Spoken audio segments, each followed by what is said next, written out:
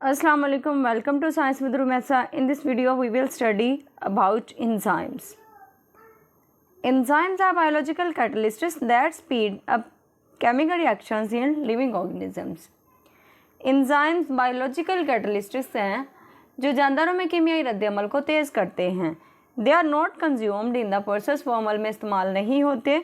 Most enzymes are proteins and are highly specific to their substrates. ज़्यादातर enzymes proteins हैं और इनके ज़खायर के लिए इंतहाई मखसूस हैं. They can make reactions happen millions of times faster than without enzymes. वह इंजाइम्स के बगैर रद्द-ए-अमल को लाखों गुना तेज़तर बना सकते हैं. Characteristics of enzymes. इंजाइम्स की खसूसियात क्या हैं, हम इनको डिस्कस करते हैं. Chemical nature of enzymes. Enzymes की कीमियाई खसूसियात या कीमियाई नोयत क्या है. Enzymes are predominantly proteins. Enzymes बुनियादी तौर पर प्रोटीन हैं. They usually contain 100 to 1000 amino acids. इनमें आमतौर पर 100 से 1000 अमाइनो एसिड होते हैं. Some RNA molecules also act as enzymes called ribozymes.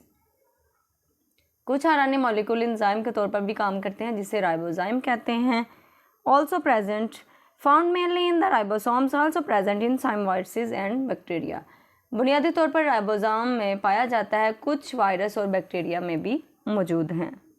Globular structure of enzymes. Enzymes का ग्लोब्यूलर स्ट्रक्चर.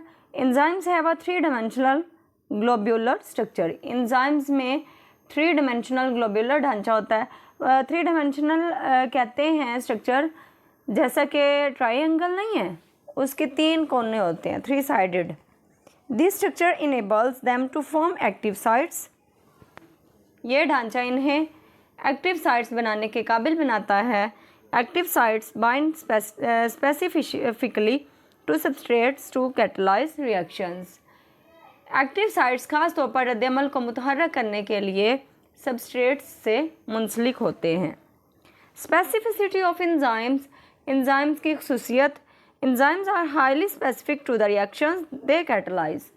इंजाइम्स इन रद्द-ए-अमल के लिए मखसूस हैं जो कैटलिस्ट करते हैं. They are also specific to the type of substrate. वो सबस्ट्रेट की किस्म के लिए भी मखसूस हैं. Example, amylase catalyses the breakdown of starch into simple sugars. मिसाल के तौर पर अमाइलेज स्टार्च के टूटने को सिंपल शुगर में तब्दील करता है. Intracellular and extra cellular enzymes. अब इंजाइम्स जो होते हैं वो 2 तरह के होते हैं, इंट्रासेलुलर और extra cellular. The word intra जो है इसका मतलब इनसाइड और एक्स्ट्रा का मतलब है आउटसाइड. जो इंट्रासेलुलर इंजाइम्स हैं वो सेल के अंदर काम करते हैं, जबकि एक्स्ट्रा सेलुलर जो हैं वो सेल के बाहर काम करते हैं. Intracellular enzymes work inside the cell, help in processes like cellular respiration. Cell के अंदर काम करते हैं इंट्रासेलुलर इंजाइम्स जो होते हैं और वो सेलुलर रिस्पिरेशन करने में मदद करते हैं. Extra cellular enzymes work outside the cell, for example digestive enzymes in the stomach break down food. Extra cellular enzymes cell से बाहर काम करते हैं. मिसाल के तौर पर मैदे में मौजूद डाइजेस्टिव इंजाइम्स खाने को तोड़ देते हैं. Cofactors of enzymes. इंजाइम्स के cofactors. Some enzymes need non protein helpers to be active. कुछ इंजाइम्स को एक्टिव रहने के लिए नॉन प्रोटीन हेल्पर्स की ज़रूरत होती है, और ये जो नॉन प्रोटीन हेल्पर्स हैं इनको कोफैक्टर का नाम हम देते हैं. Types of cofactors. कोफैक्टर्स की इकसाम क्या हैं? इनऑर्गेनिक और ऑर्गेनिक. मेटल आयंस और ऑर्गेनिक की आगे टाइप्स हैं प्रोस्थेटिक ग्रुप्स और कोएंजाइम्स. इनऑर्गेनिक में मेटल आयंस आ जाती हैं जिनमें आयरन मैग्नीशियम आ जाता है. ऑर्गेनिक में 2 आ जाती हैं इसके आगे डिवीजन्स, प्रोस्थेटिक ग्रुप और कोएंजाइम्स. प्रोस्थेटिक ग्रुप जो होते हैं वो टाइटली बाउंड होते हैं, जबकि कोएंजाइम्स जो होते हैं वो लूजली बाउंड होती है.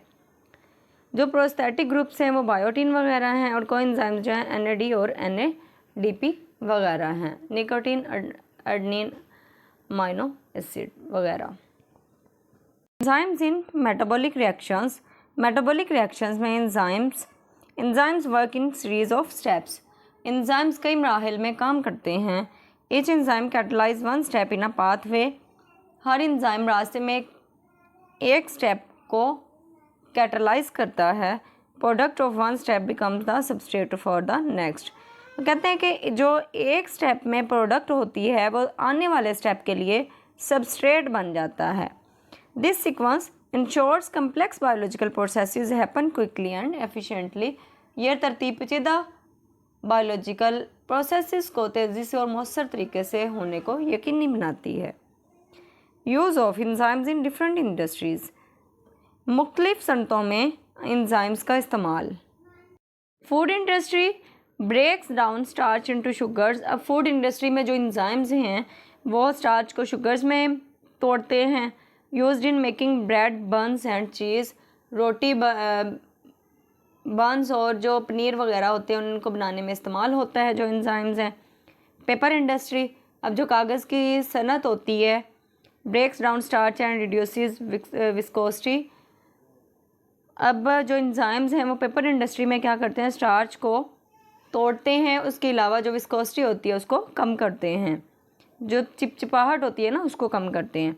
Helps in paper making process, और कागज़ बनाने के अमल में मदद करते हैं। बायोलॉजिकल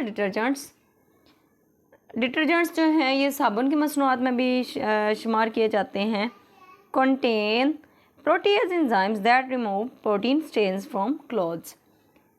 जो बायोलॉजिकल डिटर्जेंट्स हैं ये प्रोटीन्स एंजाइम्स पर मुश्तमिल होते हैं। जो प्रोटीज होता है ना एंजाइम, इनके अंदर वो मौजूद होता है। मतलब कि जो हमारे कपड़ों पे दाग धब्बे लग जाते हैं ना, जैसे चिकनाहट के लग गए या दूसरे लग गए, तो उनको दूर करने के लिए जो साबुन में एंजाइम्स पाए जाते हैं वो प्रोटीज पाए जाते हैं।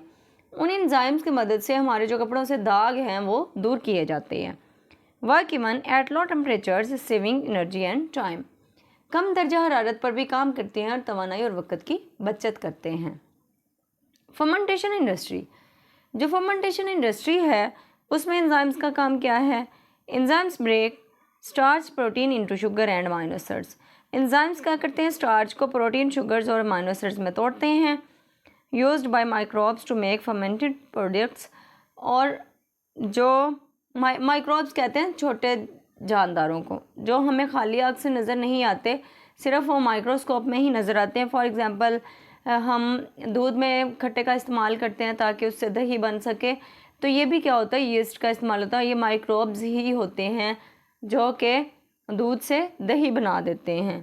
उम्मीद करती हूँ आज का टॉपिक आपको अच्छी तरह समझ आ गया होगा। मज़ीद ऐसी इन्फॉर्मेटिव वीडियोस के लिए 9th क्लास की बायो के लेक्चर्स के लिए मेरे चैनल को ज़रूर सब्सक्राइब कीजिए, लाइक शेयर कमेंट ज़रूर कीजिए। अल्लाह हाफिज़।